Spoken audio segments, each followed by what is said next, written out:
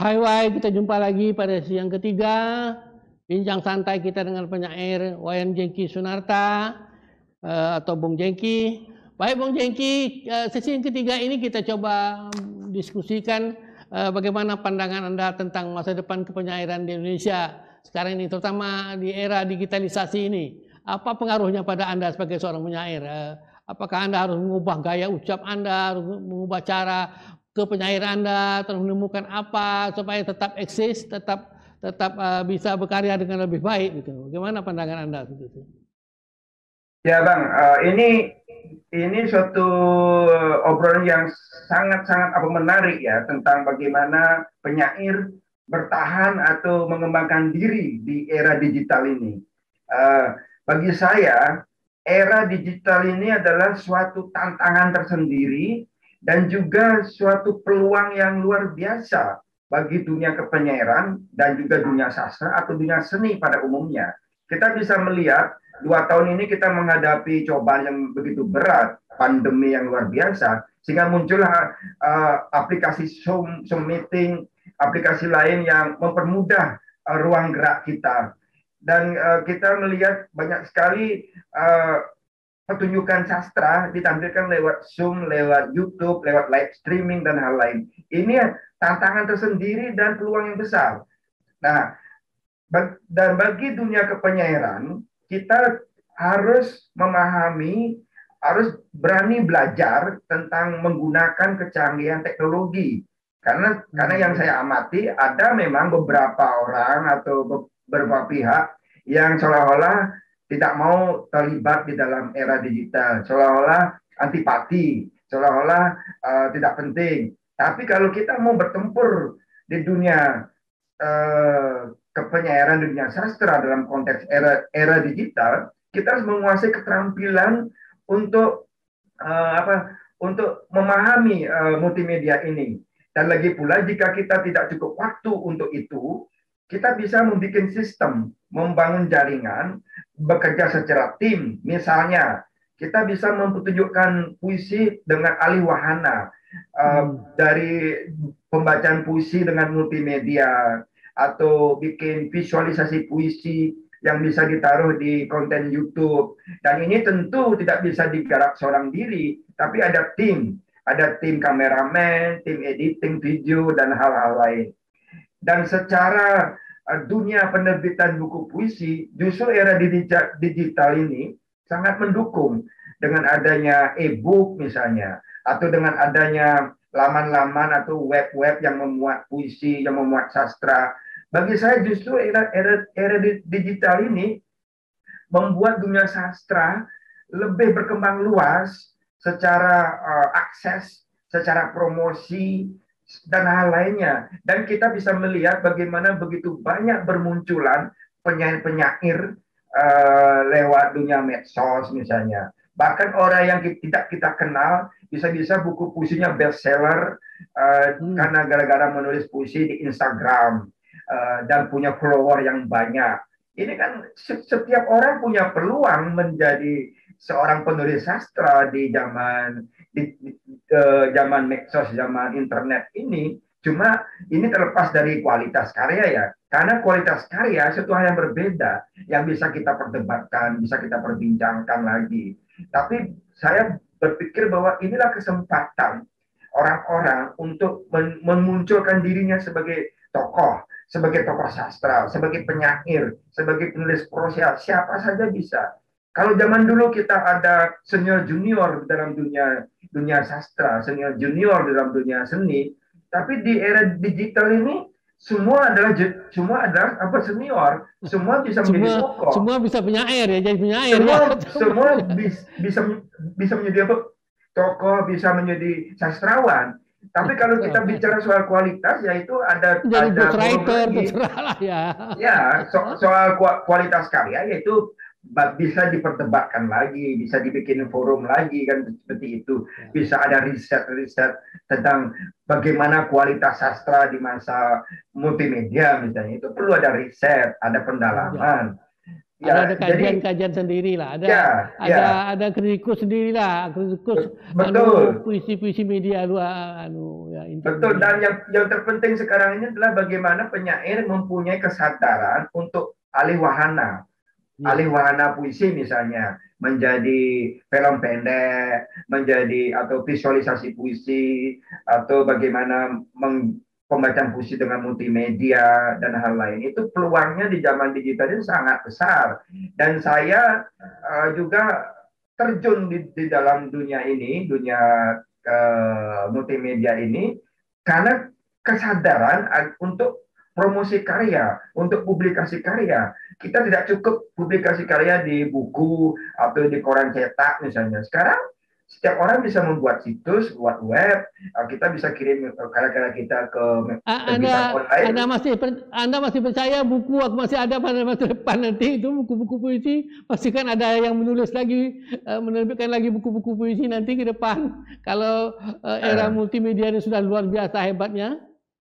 Ya, kalau saya berpikir bahwa nanti 10 tahun ke depan, itu buku akan menjadi barang langka, barang antik itu nanti, buku itu. Buku jadi barang antik, apalagi buku puisi. Misalnya buku puisi Jumantara yang cuma terbit 200 eksemplar, itu akan dicari-cari orang sebagai barang antik. Tapi bahwa buku tetap akan ada, Bang. Buku itu tetap akan ada, seperti halnya manuskrip di atas lontar, di atas daun, di atas kulit, itu akan ada. Tapi posisinya sebagai barang antik gitu. Uh, karena nanti orang-orang akan lebih mudah mengakses e-book, mengakses majalah online, jurnal online, buku online. Bahkan dari pelosok dunia bisa diakses dibanding buku cetak yang distribusinya sangat terbatas. Tinggal bagaimana sekarang mengolah e-book itu menjadi sesuatu yang menarik perhatian dan lain sebagainya. Dan nanti 10-20 tahun ke depan, kita ini sudah matilah semua kan. Jadi dunia ini milik generasi Z yang menganggap buku itu apa ini benda kuno, benda ajaib makhluk ini. asing ya, makhluk yang aneh gitu. Ya, dan buku-buku itu buku cetak akan dianggap barang antik yang perlu dimuseumkan gitu. Dan itulah, tapi mumpung kita ini ada di tengah-tengah yang ada di zaman digitalisasi ini, ya kita harus ikut bermain, kita harus ikut terjun di zaman gila ini dengan belajar keterampilan-keterampilan itu atau membentuk tim untuk sampai pada apa yang kita inginkan di zaman multimedia ini. Dan kemarin saya ikut seminar sastra di Nusa Dua juga dibahas soal bagaimana digitalisasi manuskrip lama yang di atas lontar, di atas kulit, di atas daun, sekarang sudah banyak digitalisasikan. Andai kata benda-benda ini musnah, kita masih bisa mengakses di toko internet misalnya. Seperti itu, Bang. Ini peluang ini besar dan kita harus bermain di era multimedia ini. Kalau tidak mau ketinggalan zaman.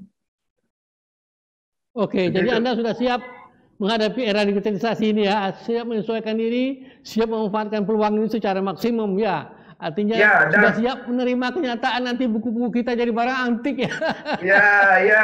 ya, Bang. Artinya justru tantangan penyair di era digital ini ya seperti itu. Bagaimana menguasai juga, paling tidak tahu atau Ya. sadar Jangan gaptek lah ya, keterampilan-keterampilan. jangan gaptek. Jangan ya, istilahnya jangan gaptek deh. Kalau lu gaptek, lu ketinggalan Ya. zaman. Artinya kita ikut bermain lah kalau dengan kesadaran. Misal puisi kita bacakan di channel YouTube misalnya dengan multimedia atau dengan visualisasi itu banyak sekali Anda punya blog sudah pribadi, tempat mengumpulkan ada puisi-puisi Anda sebagai ganti buku-buku yang Anda terbitkan, sudah siap seperti itu? Punya blog ada. buku puisi sendiri? Kalau saya Bang ya dari tahun sebelum orang ramai-ramai menggunakan kecanggihan internet, sebelum ada medsos, saya sudah bikin web. Namanya dulu www.jengki.com. Itu saya bikin tahun 2008 atau 2007.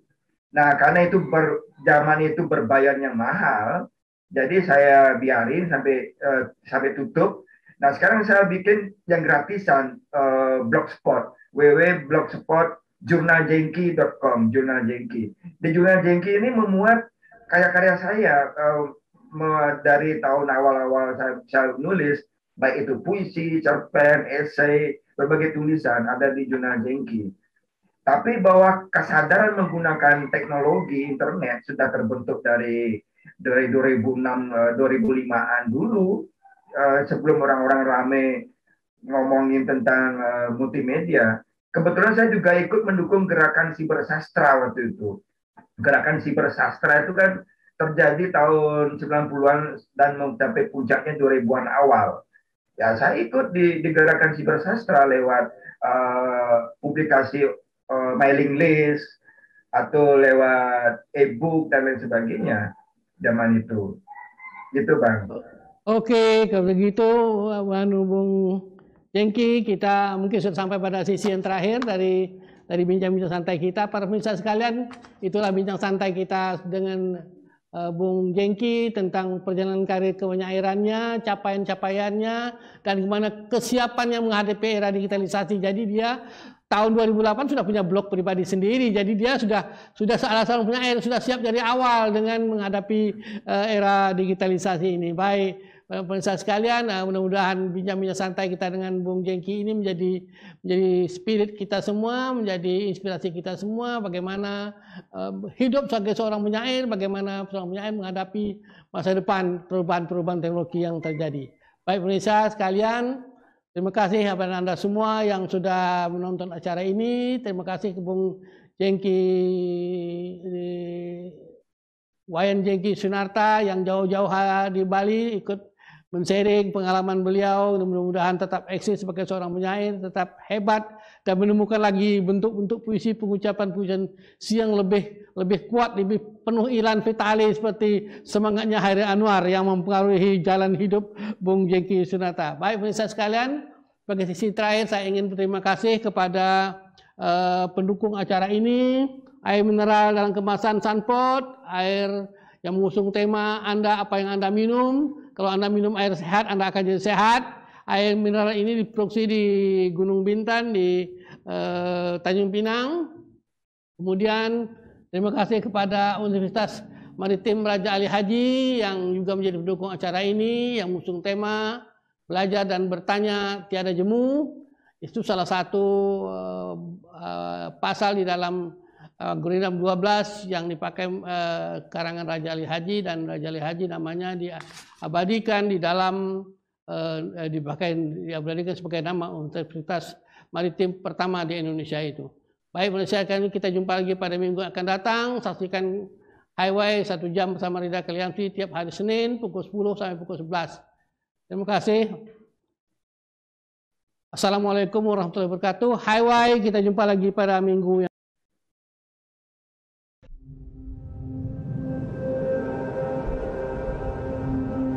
batin dan puncak cindai.